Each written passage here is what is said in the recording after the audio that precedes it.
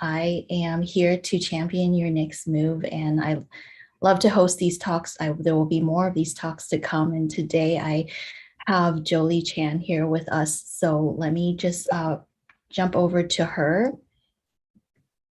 so that she can intro herself and tell us a little bit about yourself. Yeah, hi everyone. Thank you so much for joining us and taking the time to chat today. I'm really excited. And thank you, Katie, for inviting me to be a part of this conversation. My name is Jolie. I'm a life and leadership coach, and I guide women and femmes of color to embrace life seasons and let their values take the lead. I come from a 7-year experience that's mixed with marketing and higher education, but predominantly in higher education. And my main responsibilities there were to supervise students, but what ended up being a mentorship and leadership opportunity to work with students on their confidence building and self-advocacy. And yeah, as you can see on the screen, I'm in Boston, which is what I was saying before. The weather has quickly transitioned from summer to fall, which is very classic New England. I also have a little puppy named Basil. And during my free time, I love fall. So this is like my heyday. This is my season. This is my favorite time. But I also love drinking matcha, making kombucha, baking bread, things like that. And as it says there, rearranging my apartment because quarantine or pandemic or whatever you want to call it has forced me to nest quite a bit. I know when we first met, I dropped into your matcha hour, and it was really cool to be able to chat with you and also have just go to this event that is different from a coffee chat. Yeah. Yeah, I used to host for those who may not be familiar, I used to host a 1 hour conversation just because I was feeling really lonely during the pandemic. And I had started my business during the pandemic and was looking to just connect with more women and femmes of color. And unfortunately, I put a pause on hosting those conversations for now, but I'm excited and curious to see how community will be infused in my current venture. Cool. So today we're talking about self-acceptance and leadership. So the themes are the guidelines to tap into personal values and become confident in your leadership, tools to navigate different seasons of life and find a place of enoughness in yourself. Also, how to use storytelling as a tool to leverage your past and envision your future life. And we are here at the Chat and Learn. Sorry about that. So let me just stop sharing here. And let's get into the questions that we have prepared for you. For someone who is not in a leadership role managing a large team, is self-acceptance in leadership relevant? Can we apply leadership lessons to everything we do?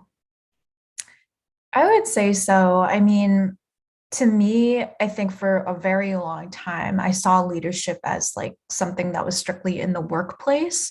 And something that I've been working on unlearning is how capitalism has been really ingrained in my everyday, and recognizing that so leadership, I actually looked up the definition because I was curious to know how someone like a very structured dictionary would define it. And without using the word leadership is actually just the influence and the guidance that you have over other people or a group of people.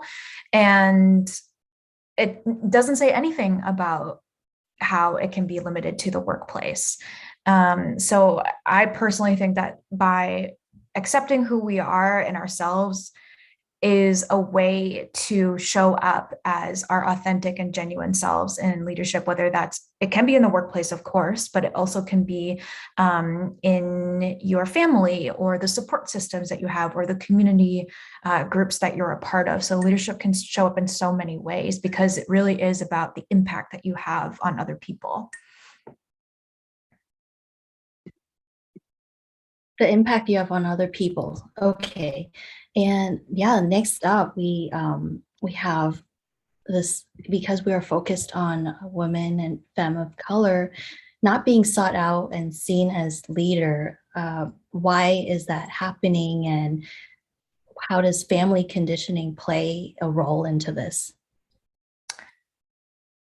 I mean, quite frankly, the reason why women and femmes of color are not sought out for leadership positions are the patriarchy, heteronormativity, capitalism, things like that. And we live in a society that idolizes and prioritizes that traditional like white man in leadership.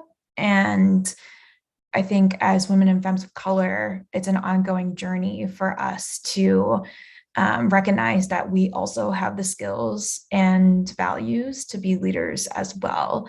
There's a lot of misogyny, internalized misogyny that exists in leadership. And then can you remind me the second half of the question? Yeah, so does family conditioning play a role in this leadership development? Yeah, so I can't speak for everyone, and but I know that oftentimes families and the support systems that we exist in can impact how we see ourselves as leaders. So coming from personal experience, like I grew up in a immigrant households. I'm Hong Kong Chinese American, which I believe, Katie, you are too. And I grew up in a culture that told me to kind of like put my head down, don't make too much of a commotion, just like follow the rules, follow what other people say. And that kind of put me in this little corner to myself where I was like, okay, well, like, I'm just going to do what everyone tells me to do. And I don't need to be a leader. I don't need to be seen. Like, I just need to, especially in the workplace, because, in immigrant culture, there's that theme of like survivalism.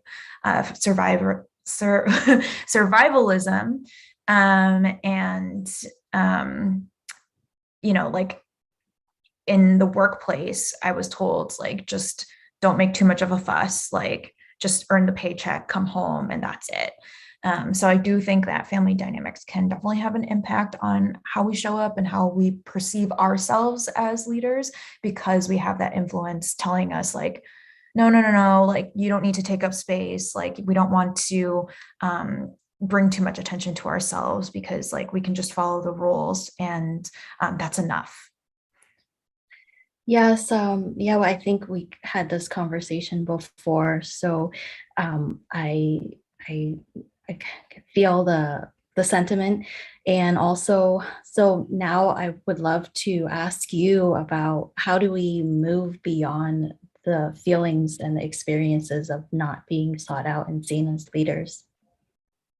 Yeah, I mean, I'd love some clarification on the question too. Like, what do you mean by move beyond? Like, how do we overcome, or how do we like what can we do instead? What's the Maybe I am thinking about like what are the tools or continued processes that we can keep practicing and working on so that we especially just do not pass it on to the next generation, if that makes sense. Yeah, I think that in the society that we live in, especially as women and femmes of color, we're often told that we're not enough. Or sometimes in the conversations that I've had with my community, it's also that you're too much. So for example, like, oh, you're too quiet, or actually you're too loud, or you're too nice or you're too angry. And I think we often hear these criticisms and held to a different standard than cis men or white women, for example.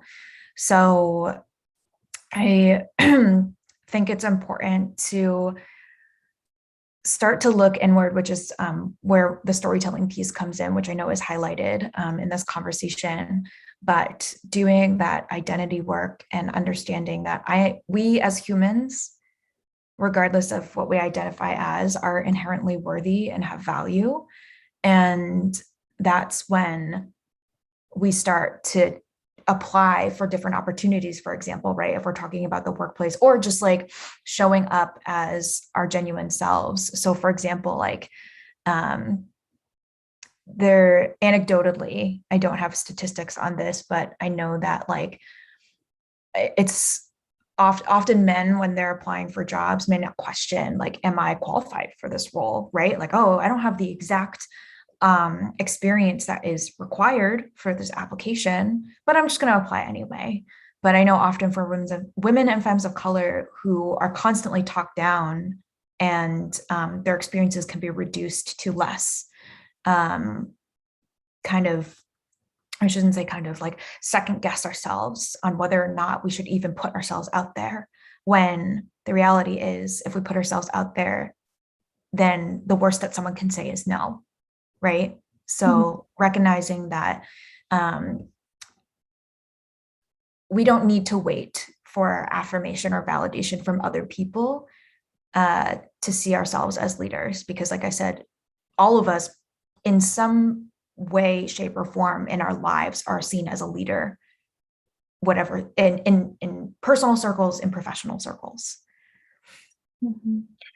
Yeah, no, I hear you. And it, to me, the example that I have is if I know more about some area, then someone else knows less. So then in that case, I could be the leader for them to help them get to the next level of where they want to go and what they want to learn from me.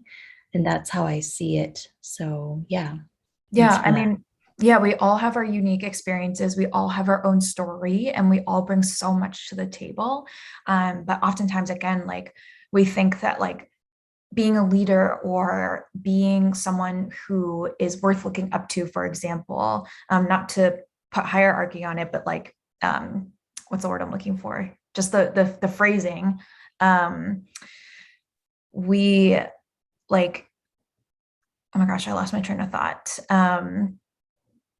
Well, what I'm trying to say is that we like all bring something to the table and we have something to share.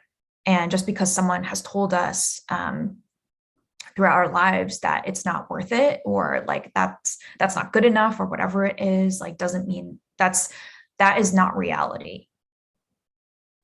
That is someone who is scared to lose their power in the society, and recognize that like we bring such diverse experiences to the table, and all of that is really important to share. All of us have something important to share. Okay. We have the next question come through is, can you share what enoughness means to you? Is this unique to the individual? And how can we work to identify what it means for each of us? Yeah, that's a really good question. To me, when I say that I'm enough, it means that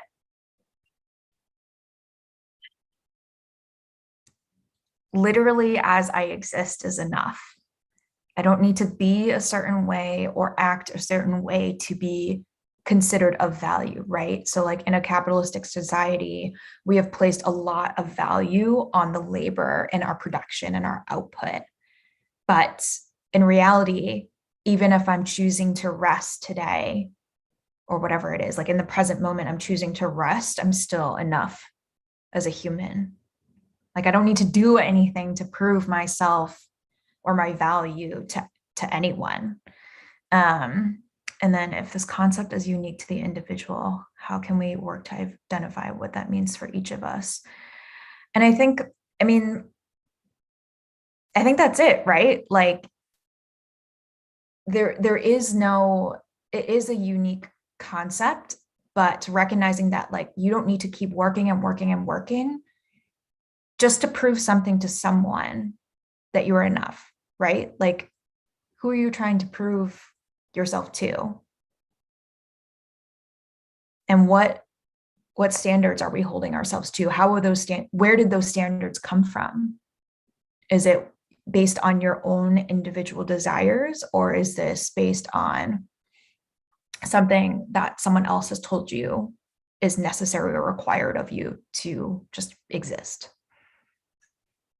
Mhm. Yeah, and also with resting, it's not like we're not doing anything. It's a recovery so that we can prepare for the next thing. And um, yeah. It's recovery, and it's just we all inherently need it, right? Mhm. Like if we Yeah. break it down, like we all require some level of sleep every single day. But rest can come in a lot of forms. It's not necessarily just sleeping. It's because we exist in a society, like I said, that requires and asks and demands so much output from us. And I'm speaking specifically to the US. I know that this exists everywhere, but it's a means of survival, unfortunately, right? Like we need to labor in order to receive financial compensation so that we can provide for food and shelter for ourselves. And that's really hard. Mm. Yeah. Yeah. Letting that one sink in. And I want to ask you about the title, which is you have paired self-acceptance with leadership. And I want to see if we can dive in deeper for why you chose to pair the two, self-acceptance with leadership. Yeah. So, in my practice with life and leadership coaching, I thought to myself for a long time, like, why these two paths really speak to me. And in leadership, especially the way that society has labeled it as, it felt like for me, and I could see this happening for a lot of folks, that I felt like I had to be someone different. So, for example, like my whole life, I was told I was really quiet and like didn't have a lot to add to the conversation, when in reality, I had a lot of things that I wanted to share and a lot of things that I wanted to bring up, but I've rarely been in an environment that has encouraged that conversation. And in terms of the quietness, again, like I was so often intimidated. And again, like kind of fitting myself into that stereotype of an East Asian woman, right, who is quiet and meek and stays like in her lane, sticks to herself, whatever it is. And I recognize that like these qualities that we've paired with leadership aren't always like, especially in a patriarchal hierarchical society, leadership doesn't look one way. It doesn't look like it's, I often see it as someone who's loud, often a cis white man, often of dominance, top down structure, things like that. And I want to guide women and femmes of color on this journey of like understanding who you are, what your personal values are, and how you can still show up as a leader. Because again, we all have that leadership title in a lot of areas of our lives, at least one area of our life, right? And understanding like how we want to take those values and bring that to leadership.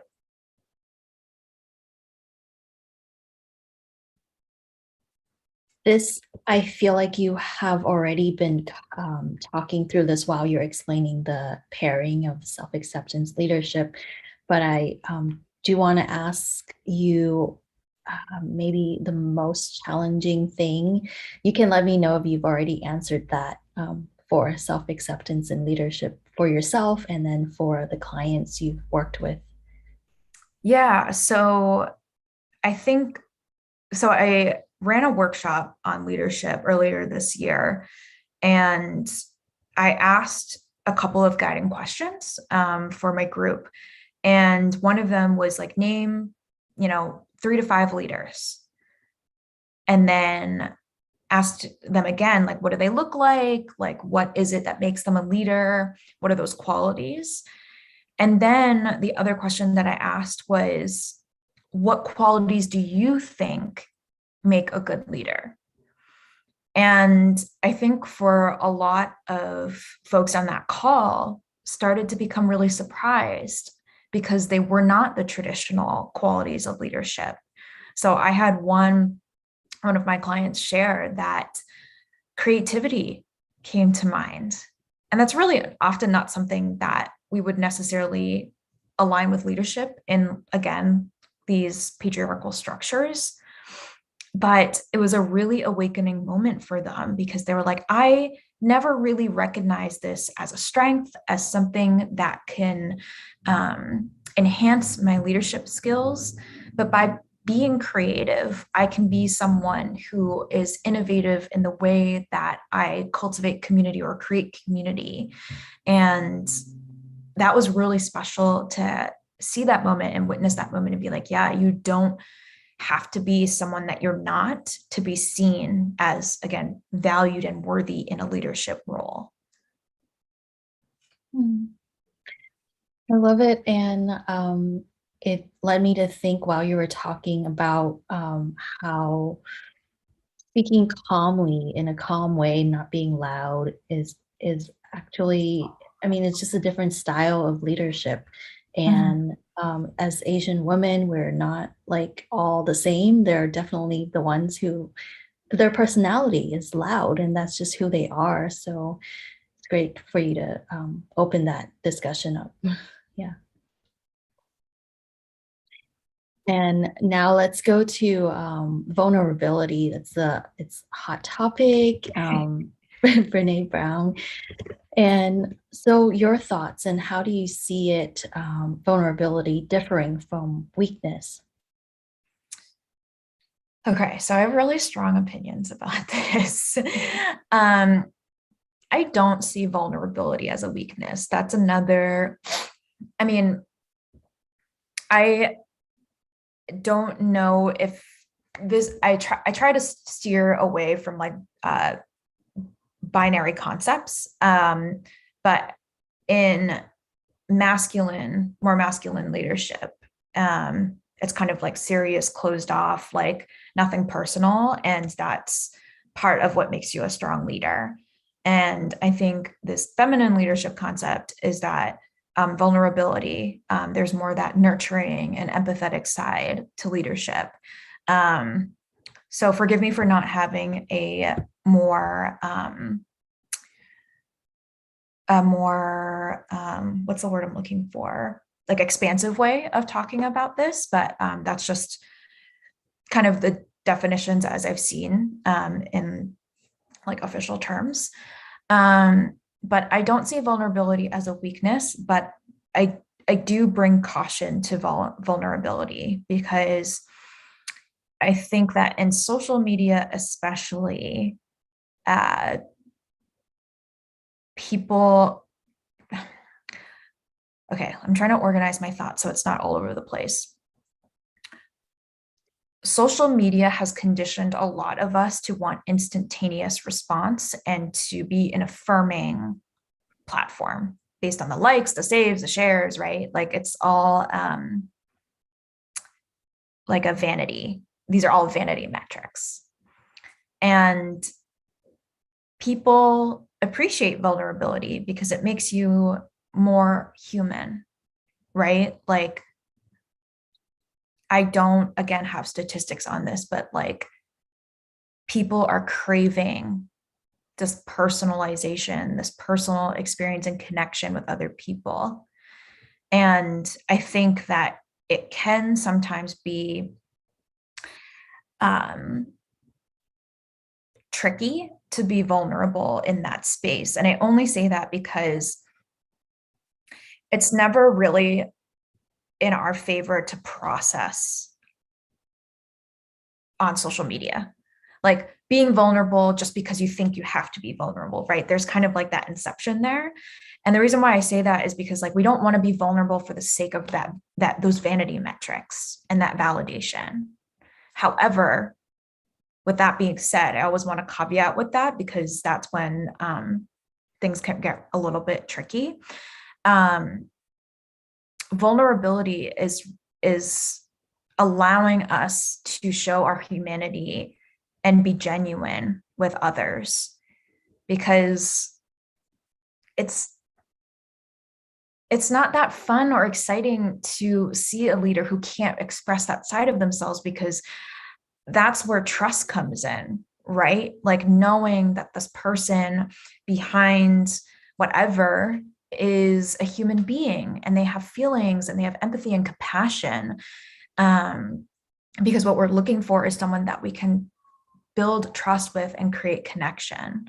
So for me, I don't see vulnerability as a weakness, but like I said, like with the element of social media, I always tell folks like, I don't want that to be the space where you outwardly process without having sat with your own feelings, because there is so much importance to us evaluating and reflecting for ourselves first, right? Like social media is asking us to create for others and to slow things down and prioritize presence. I always say like, take that time for yourself before putting it out and sharing it with the world. And then kind of, it's hard not to let the vanity metrics affect how you show up in that way, because eventually that ends up being inauthentic. Does that make sense? Yeah, and I feel like what I'm hearing is take time to reflect and process your own feelings first. And it doesn't make any sense to just go out and be vulnerable with everyone and anyone without really understanding the lesson that you personally want to take away from it. Is Mhm. that where you were headed? Yeah, I mean, this looks like the next question that you're asking too, a little bit of it, but um, vulnerability doesn't mean that you have to be a complete open book. I think as human beings, we should be setting boundaries for ourselves. Boundary setting is super important. So it's not about like, oh, I have to be vulnerable and share like all the interpersonal details of my life. It's like, no, that's not it. But to give you an example, I used to be in an environment where there was a leader on our team who would just kind of dance around like the reality of a situation that was happening.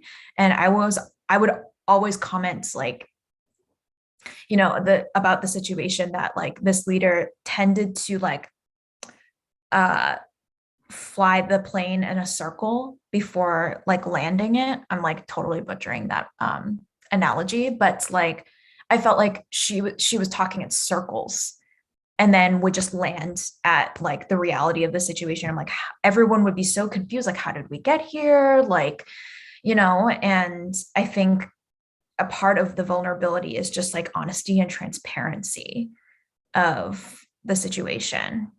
Um, so yeah, vulnerability doesn't mean that you have to give everyone your all, like all of you.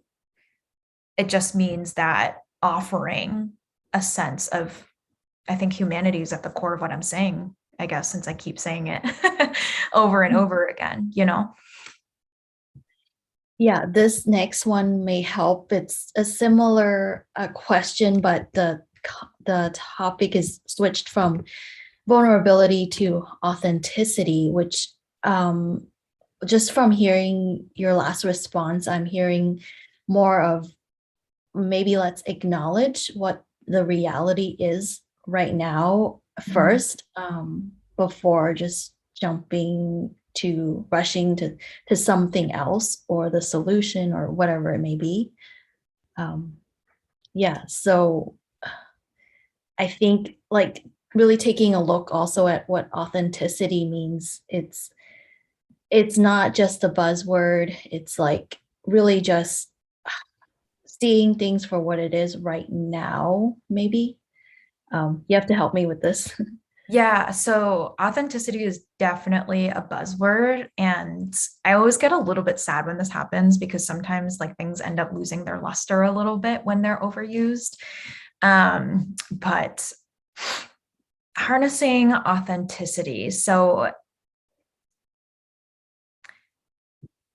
this is a slightly tricky one because I want to acknowledge that there are still oppressive systems in place, right? And even though workplaces, and I keep defaulting back to workplace because I think that's where the lines get a little bit blurrier, but we are told like you can show up as your authentic self, like that's what we want to see.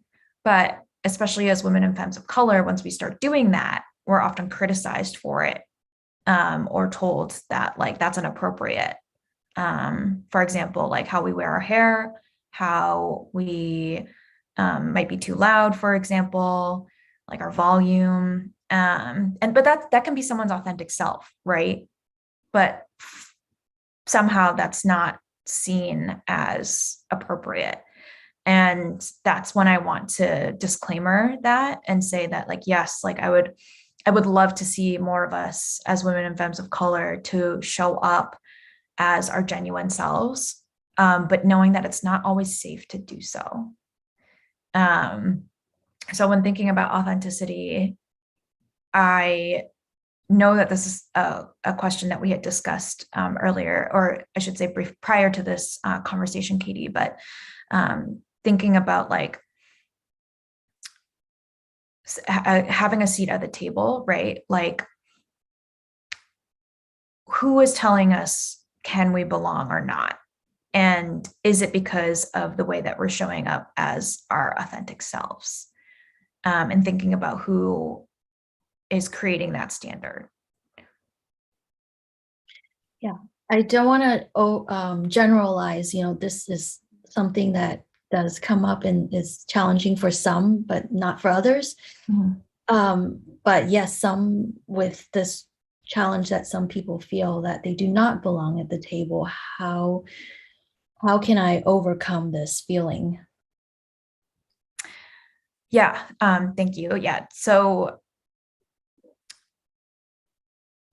like I was mentioning before, like I was saying before, who created that table and who is deciding whether or not we belong? And how can we reclaim that power? Because the conversation about the table is that like trying to fit in the mold of like white supremacy culture. And the conversation that I'm really loving lately is like, how can we start our own table? Because that puts the priority and the influence and impact of, in this conversation, I'm speaking to this conversation specifically as women and femmes of color, because sometimes, again, I don't want to speak for everyone in this experience, but like, I don't want to try and fit into that mold, right? Like, I don't want to try and I don't want to be a token, first of all. Like, I don't want to be the token person at the table. And I also don't want to fit into the mold of someone else's table and work. And again, trying to keep proving myself to other folks to try and affirm and validate my identity when I don't necessarily need that. So I think that's just an important, I don't know if there's necessarily like overcome in this situation. Like, I'm not sure if that's the right way, or excuse me. I don't know if that's the way that I would like to approach the situation, or encourage others to do so, because again, that kind of ends up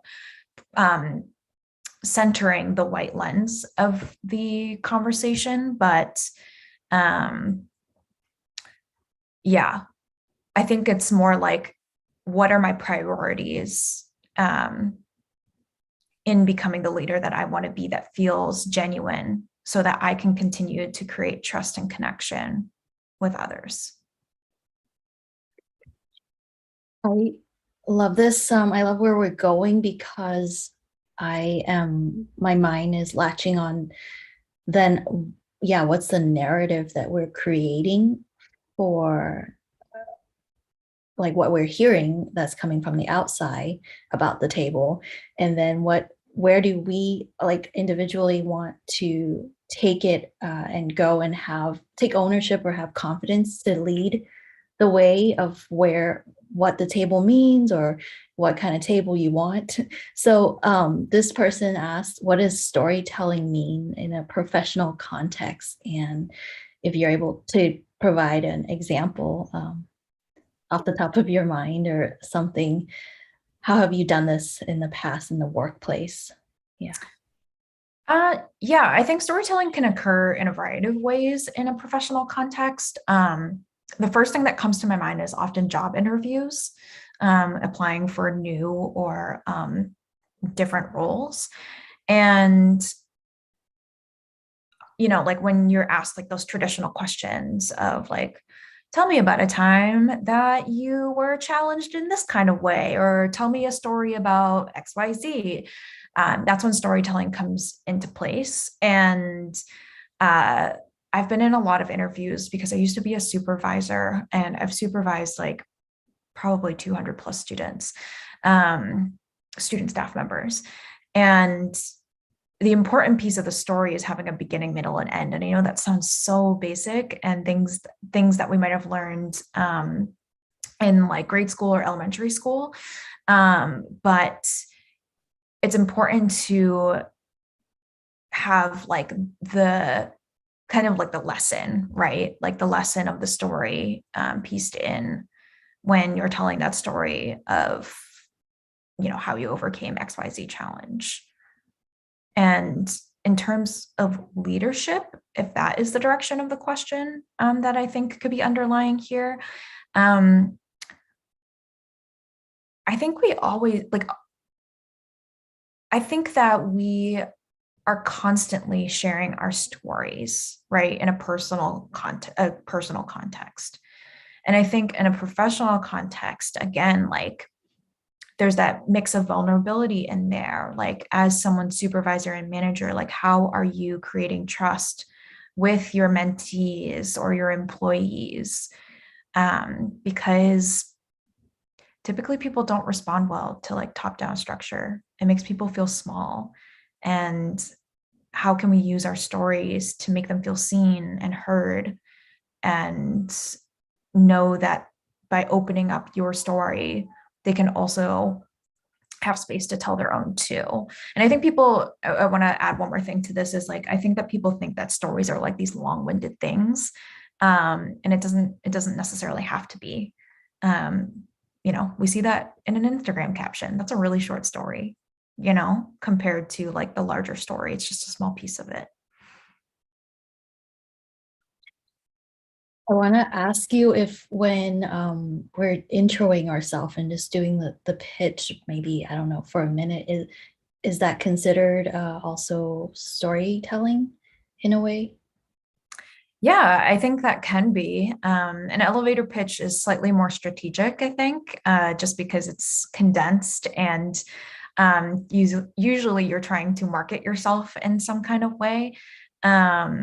So there are structures to make it flow and feel like more like a storytelling experience. But yeah, stories can be definitely valuable in an elevator pitch. Yeah. Planning for the future, how often should I periodically evaluate and update the most recent iteration of my story? Wow, this is a really cool question. So storytelling is a really valuable tool, and stories are ways that we've been able to connect with our past. Stories are also passed down from generation to generation, right? And there's also, so there's a past and a present and a future tense in storytelling. So, right, like, so our stories, there's our stories of our past, how we came to be, what's our lineage, like what was our childhood like, things like that. And then present moment storytelling is curating like your everyday, like how do you want to feel, what are your values, what are your priorities. And then for future pacing with storytelling is what do I envision for myself, for the future, for my community in the future. And I don't know if there's actually an answer to this question. It's really up to you, like whatever feels good. Like my story's always changing. I pivoted my business when Katie, you and I first connected about Power to Fly. I was a different business model. I was promoting something different and relevant to what I still talk about now. But I had a moment where I was like, something doesn't feel right. And I think when things are starting to feel disconnected and off pace for where you're at right now, that's often a good time to check in with yourself and say, like, is this the story that I want to keep building? Or do I want to make adjustments? Mhm. So now it's just looking forward and looking ahead, back towards more of the leadership. And so this person asks, like, they have a collection of skills, patterns, lessons learned along the way. Should I identify a style to follow or be developing my own? I think it's the leadership style. Okay. I'm just going to read it off the screen. Is this question relevant to like, how do I tell my story with this collection of skills and patterns? I think um, this person maybe just feels like, well, don't, maybe I don't feel like I am um, a leader yet, or I don't have a particular leadership style. And Mm. maybe is there a way to, should I be looking at a role model and then just following along with what they do and then Mm. practice what they do, or be working on my own style? Be, I, I know, I think they are already answering their own question as well, because they have a collection of skills, patterns, and lessons learned along the way. Yeah. And I think, okay, so I want to um, add another layer to the conversation because um, there's often, so we talked about enoughness, right? We talked about our inherent value as human beings. And I want the audience and anyone who's watching to recognize that, like, this doesn't mean that there's no room for expansion. I'm not saying that there's no room to discover and explore and learn from other people, right? Because like we are coming from our own perspective and lens. So I want to say that to start. However, we all have our unique strengths. I don't know if anyone's familiar, but I used to be um, a big proponent of the Gallup Strengths Finder. It's like a personality quiz, but it's basically saying like, here are the top 32 strengths that we've like kind of identified in different corners. I believe there are 4 different themes. And these are all strengths of ours. However, we do have top 5 out of these 32, so, or 36 or whatever it is. And how can we harness what we have? And we all have such unique top 5s out of that. And just because we have our bottom 5, for example, leadership skills, doesn't mean that that's not something that we can seek to improve on if we would wish.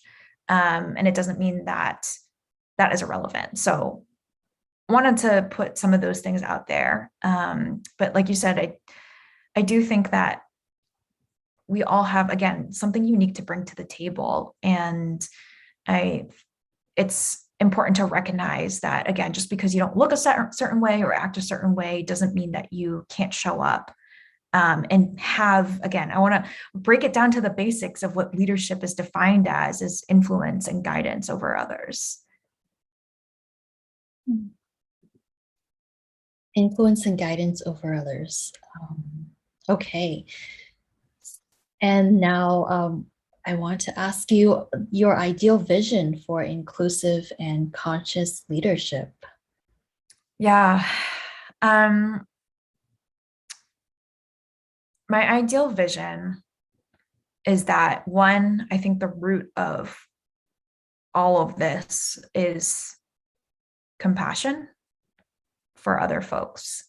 Far too often have I seen leadership dynamics where the leader seizes that opportunity to leverage power that may not be appropriate, or it makes the other humans in that group feel like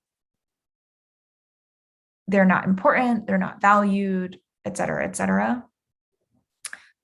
So for me, I mean, inclusivity, I think the root of that is being compassionate for other people and understanding that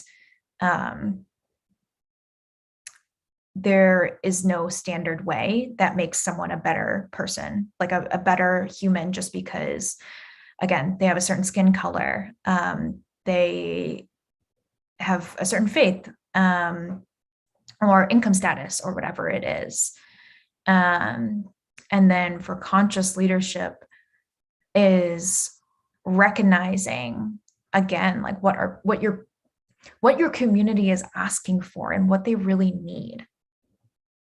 I think it's really important to trust the people and include others in your leadership, because I think, again, it can feel like leader up here and then everyone else down here, when really you could be leader here and then everyone else is kind of with you here. And you can be a leader. Here's an analogy, is that you can be a leader at the front of the classroom and you can be a leader at the back of the classroom. Everyone, like, my position as a leader can always flip-flop between other people. So when I was working with students, I often told them, like, I know I'm your supervisor, but your ideas and the conversations that you bring to the table are also really important. And if there's something that you have concerns about, you want to reflect changes that you think could improve our team as a whole, please bring them up. And there are things that I can learn from you too.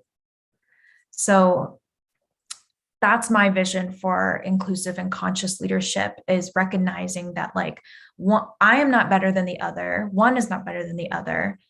How can I approach this from a human, compassionate perspective?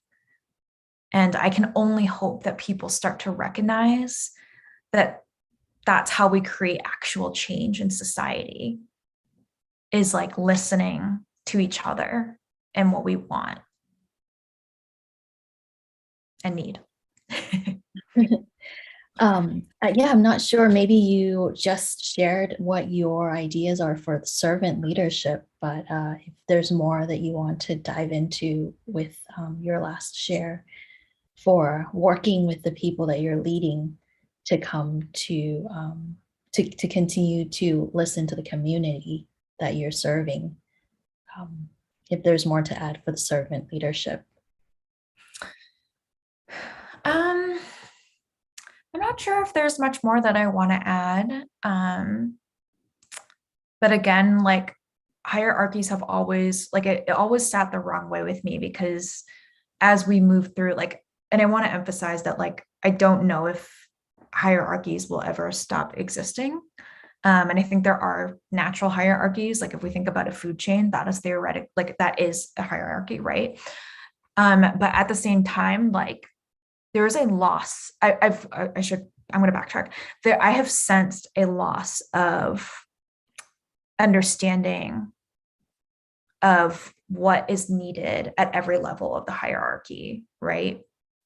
And it just always bothered me that like the more someone moved up and moved on, it felt like there was a disconnect for the experience for others or those who might be earlier in their experience. So it just created this unnecessary power dynamic, right? And thinking that like, well, because I see myself as a leader in this situation, I know better, I know more. When really we are far more impactful when we come from like a community approach versus like I'm the visionary and we do as I say because I know all or I have X experience. So yeah, that's just something that I've seen is more effective is like when we can come from like a collective versus the individual. I love it so much that you are telling us to see the value in the people who are not as far along the way as we are in some area, and they are continuously seeing a different side of the whole thing. It's like even like a outside perspective at times, and pointing out things that we aren't aware of for the people who are further along. Yeah. Yeah. And that's why storytelling is such a core, right? Because we all come from different backgrounds and experiences and have witnessed so many different things in our lives that have shaped our values. I mean, we talked about that before, right? Like values-based leadership and like we all carry different priorities and our values can always be shifting, and that's okay. Yeah, we're towards the wrapping up. So, are there tools and resources for self-acceptance and leadership that we can go to? I personally have been the most impacted by the book Emergent Strategy by Adrienne Marie Brown. Have you read it? No, not yet. Yeah, it's on my list. Yeah, it comes from a transformative justice perspective and aligns. It doesn't market itself as a leadership book. However, there is so much in it that ends up being like it. Okay, I don't want to give it away because it's such a beautiful book and it's so hard to explain in just like a few sentences for me, but especially the impact that it had on me. But there's so much that we can actually take from nature and apply that to how we, I don't want to say run because that sounds like, again, like a power dynamic thing, but like how we approach our communities and society and how we treat other people, which sounds so basic. But I think a lot of that is lost when we have the influences of these oppressive systems that we've covered today. So I highly recommend that book because it doesn't, again, necessarily touch upon the terms word for word, but I've found a lot of peace and clarity when reading this book. Mhm. Oh, that's so cool. I love it. It's yeah, I'm gonna be reading that soon. Thank you so much for the reminder and sharing that with the group. Where can people find you and stay in touch and reach out if there are more questions that haven't been covered today? Yeah, so you can find me at rootandcultivate.com. My Instagram is also root and cultivate. And if you want to connect via LinkedIn, it's under my personal full name, Jolie Chan. What I'm working on right now, so I'm in development of some new offers, but some of the existing services for my community are I have a weekly voice note newsletter where I share basically like a mini podcast. It's like 3 to 5 minutes long of just like things that have been coming to mind lately about like these themes that we've covered today. And it's an experimental way for me to converse and connect with my community. And I've been really excited about the feedback so far. And I also offer 90-minute empowered leadership sessions where we cover everything that we talked about today. I also use my signature leadership framework, HOME or HOME, in guiding those conversations. But yeah, that's the best way to keep in touch with me, stay connected, and trying to remember if there's any more social media platforms. That's like my main platform is Instagram, but I'll be putting more content on my website really soon as well. Wonderful. And also, yeah, any closing thoughts for the discussion, the conversation that we've had today? Anything that's jumping out at you right now, or something that you want to let the group know before we close out? Yeah, I think it's not because I'm saying it, but I just want everyone to remember that you are inherently worthy, you bring value, and you are enough as you exist today. Like, I know that it's such a tricky place to call myself a life coach, a leadership coach, because there can be the connotation that you need to better yourself or improve yourself, when in reality, the way that I want to approach it is that there's a lot of self-acceptance, and you don't necessarily have to change to be a better version of yourself. But yeah, you are worthy and valuable and valued as a human being just by being who you are. Okay, great, amazing. And I'm glad you tied it back to the enoughness. Yeah, for anyone who wants to reach out to me and become the next speaker, feel free to get in touch. Thank you so much for being here, everyone, and for Jolie Chan, for you to join me here today. I really appreciate you so much, and hope that we can continue our connection and talk some more as we go along. And totally welcome to come back to talk about a different topic, next thing that you're working on. Yeah. Sounds great. Thank you so much, Katie, and everyone who joined. We appreciate it. Yeah. See you all next time. Bye. Bye.